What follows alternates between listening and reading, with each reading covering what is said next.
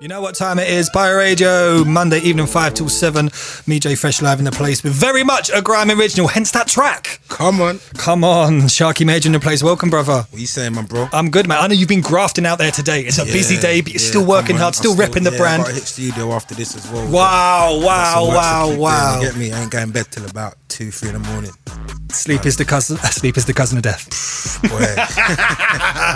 But this is why you've been around for so long and been influential for so long, my friend. Yeah, thank you, man. Working hard. I'm trying. Firstly, I want to say congratulations. I believe Major Music and the team.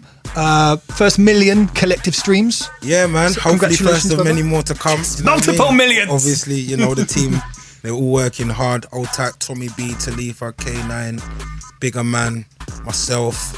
You know, we've been working. Obviously, we've got other members that have taken a bit of time away, but all coming back in strong now as well for this year. So, you know, that we're going to be full squad up. You get me? In a really good place, a real good foundation. We've only had 50% of the work so far of the team, I should say. So yeah, there's a lot to come. And we talk about momentum as an artist and putting out music regularly. Your February release schedule. Come on. Made my eyes pop out of my head on Instagram, bro. Yeah, madness. Like 8,000 tunes. I wish. No, not yet, but hopefully one day we can do a big release like that. But even just this month alone, like we got about, let me think, we got Reloads, we got Teddy Bruckshot, Real Bad Man, R.I.P. my brother Stormin. I got a tribute for Stormin as well, coming out called So Long. Talifa just dropped something called 2020 More Henny. It's doing bits already. Then you've got Tommy B about to drop TTRP, which stands for Taking the Right Piss. So that's about to come out, which is a mad thing. And then we got T Harmony and King Ra, which is more of a vocal track, which features King Ra on the verse. That's coming out through Major Music as well. So yeah, we're active this month. And this is all in the shortest month of the year. Come on. And we've got more works coming. Obviously, we already scheduled for what else is coming out in March and April. Like, we're trying to do monthly releases. Everyone's active in the camp. And yeah, it's an enjoyable time. It makes me very busy, but I'm enjoying being this busy. Good, because that's the key thing. Come on. We're so busy with it, sometimes you never want to lose why you do it in the first place. Exactly. Some people think I'm crazy. Do you know what I mean? Like, bro, like, when you going to get time to rest? You're going to burn out. No. Obviously, I have to balance what I'm doing, but obviously, if anything, I'd say it's like 80-85% work at the moment. Do you know what I mean? Maybe even 90% work. So you know, yeah, I am getting my little 10% rest in, innit? It's important. We spoke a lot about the label, the team there, and how important the momentum of music is. What do you look for people? Because your role, A&R, some people might not agree with me now, but A&R is a little bit of an old-fashioned term now in terms of the way music gets out there. But from your point of view, what attracts you to potential artists who might become part of the team? Do you know the maddest thing is, like, I wasn't even looking to have such a big team. I just knew that I felt like I wanted to help artists and you know, pass on my influence and knowledge from being in the industry, and there's a lot more I want to do and see happen in our industry. Do you know what I mean? So I felt like, yeah, I'd have a good input in that. So at first it was just me working, and I had a few artists that I was working closely with, like King Ra and K9, also known as 9 Kilos. So like basically we were just working as a little in-house team, and then I thought, let me reform Major Music, because I had it back in like 2010 and 11. I was managing Rival, I was managing a few other artists, but that stopped, and then I took a little break again, come back in strong, and I thought, you know what, nah, like everything's going out under Major Music. Major Music's gonna put on events, Major Music's gonna have artists, management, label, everything's gonna be just doing what we're doing. Then obviously Grime Originals came through Major Music, which built up its own strength and it became its own entity. You know what I mean? Yeah, man. And we can't, it's a question that I know you've been asked of a lot, but I'm always going to ask you, because this is the first time you and I have done radio in this format, me interviewing you. But Grime Originals is the brand that you can't get away from. And I have, in a very positive way, I want to say congratulations, man, because what you fused there with the old school, the new school, is not an easy task. It's true. Considering it's the year 2020 now. Absolutely. And some people, when they hear Grime Originals or see the name Grime Originals, automatically they might be thinking, yeah, it's old school, old. But then if they come there and they're going to see certain fresh names, they're thinking, who's that? and they're seeing them murking it, and they're thinking, yeah, I'm gonna go away and I'm gonna check for that guy. I'm gonna go and check for Tommy B, or I'm gonna go and check for PK or whoever they, you know what I mean? And you're thinking, right, okay, so it's not just the old school dons, you're getting the new school G's as well. So yeah, combined is sick. You got young fans, people that are like just turned 18, happy to go Grime Originals, and you got people that are in their late 30s, early 40s, going Grime Originals in between the full spectrum. You know what I mean? So it's sick, you know. I'll always talk about this, about the girl that came with her mum. Like, it was mad. So this is how sick it is now. You know what I mean? Wow. Well, as a fan and my musical heritage back then, I'd always go and see EZB live everywhere, like Wandsworth, Eros, Purple Eve 3.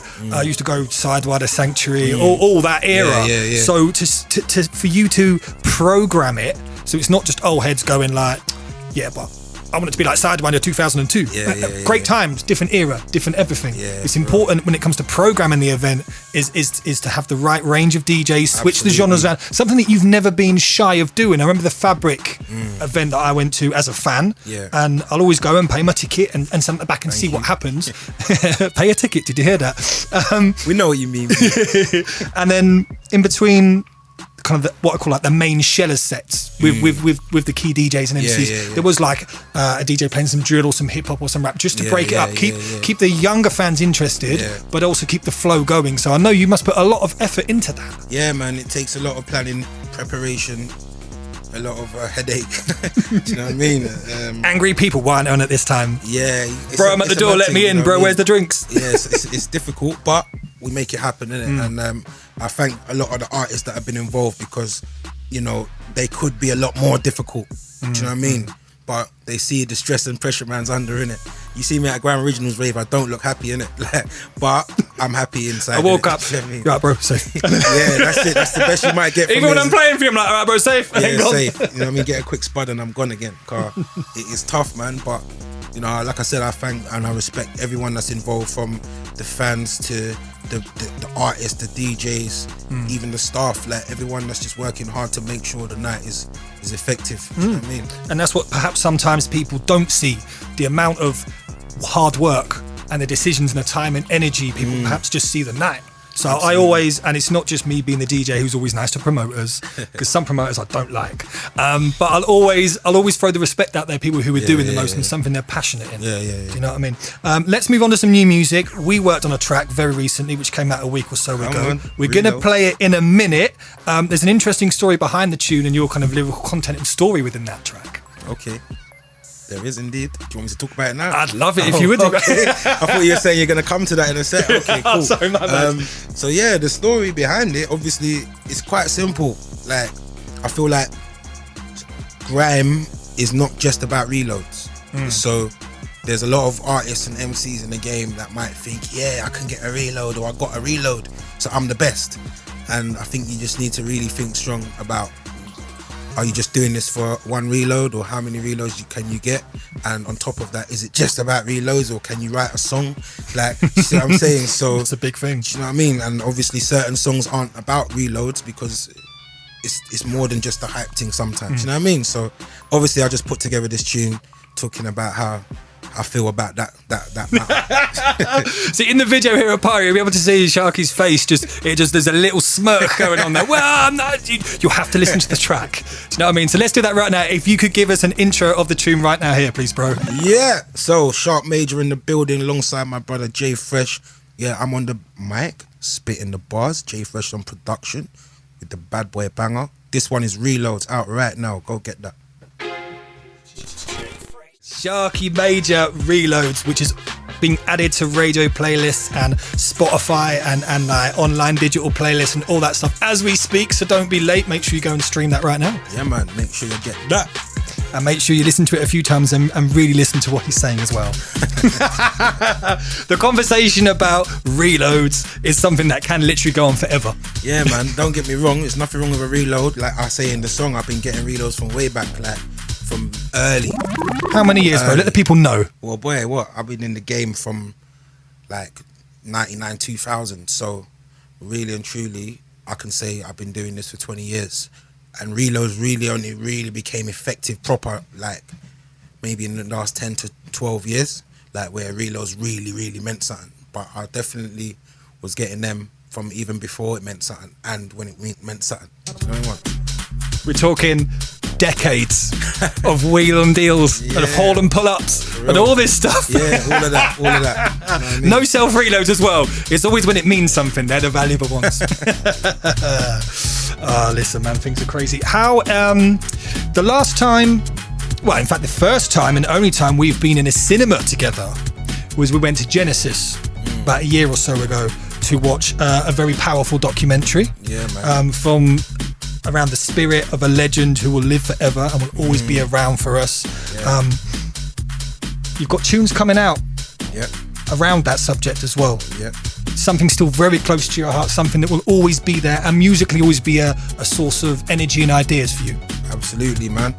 Obviously, Stormin for me was like my brother, was like my best friend, my MC partner to start with. Obviously, you know, we parted ways musically, like in a sense of work, like on sets together all the time, but then we were still working together. I was helping him put out his music, going with him to events, all of that side of things as well, do you know what I mean? So, and I'm still on like tunes with him as well, do you know what I mean? But yeah, obviously RIP my brother Stormin, man. Obviously he's got a lot of unreleased material under Stormin and Teddy Bruckshot, so the plan is to try and get as much of it as we can get out.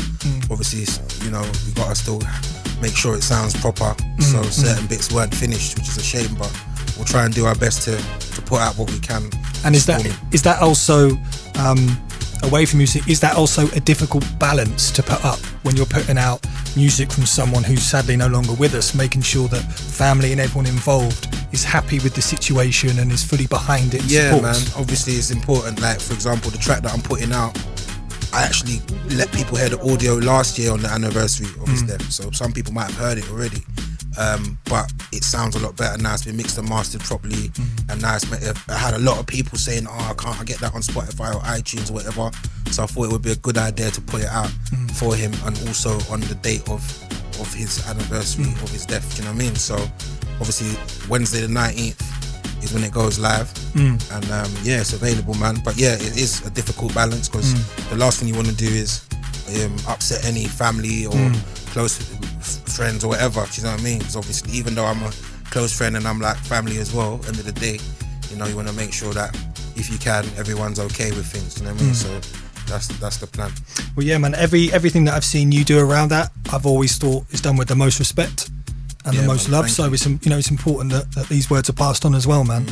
You know what I mean? So here at Pyro, when we have artists in the building, we always like to spray a few bars and fling a few rhythms and stuff like that. Are you someone who thinks that grime beef should be kept to radio, should be put on stage, or do you not really care about that kind of thing? I think it's an aspect of grime, you know, just like it is an aspect of hip hop or whatever else. It's, you know, that lyrical warfare, that competition, that rivalry, it's still there, isn't it? So obviously, you know, we've come from spitting in bedrooms and in people's kitchens and in lofts and all these places, all sorts of weird places. Yeah, so you know, we didn't think the game was going to get to where it got to now. So let's capitalize on it.